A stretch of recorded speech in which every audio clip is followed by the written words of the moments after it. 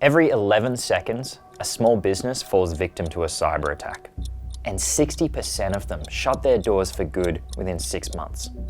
Still think cybercrime isn't your problem? You ever think about how we got here? And I mean really think about it. Back in ancient times, society wasn't built on tech, Wi-Fi, or cloud backups. It was built on land, crops, and livestock. People lived in small tribes or farming villages, and their biggest threat to their livelihood was bandits. Literally people showing up with clubs and swords to steal your food or animals. So what did we do? Well, we evolved. We built walls, fortresses, castles. We fortified what mattered. But threats evolved too. Walls eventually weren't enough.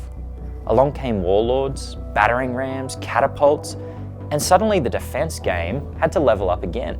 Now fast forward a few centuries, we hit the industrial age. Again, we're talking railroads, banks, rifles, and physical money. So we shift our valuables into vaults, lockboxes, and financial institutions. But what did criminals do? They adapt. Again, highwaymen, robbers, piracy. Each time society moved forward, commerce, communication, infrastructure, crime followed, right on our heels. And now here we are, the digital age. Our wealth isn't stored in vaults anymore. It's stored in cloud servers and databases as a number of ones and zeros. And that's where cybercrime comes in. Most business owners don't realize they're essentially sitting on digital gold mines. Whether you're an MSP, an accountant, or you run a logistics company, if you're holding personal data, financial records, IP, or client systems, you're a target. But what's wild is how few people treat it seriously. You ask the average small or medium business owner if cybercrime is relevant to them, and you'll hear, not really, I'm not big enough. And this is what I find is absolutely crazy. If we look back through history, when would we ever come across that objection?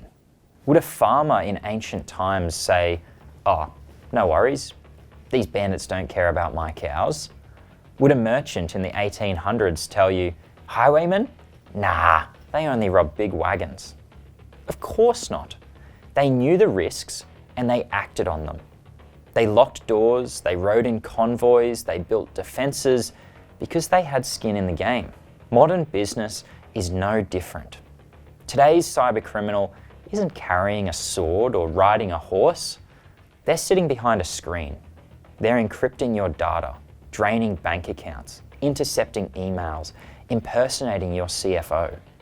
We've seen ransomware evolve from crude lock and demand scams into double and triple extortion attacks, where criminals not only lock your files, they copy them, they leak them, and then they blackmail you to demand hush money so no one finds out.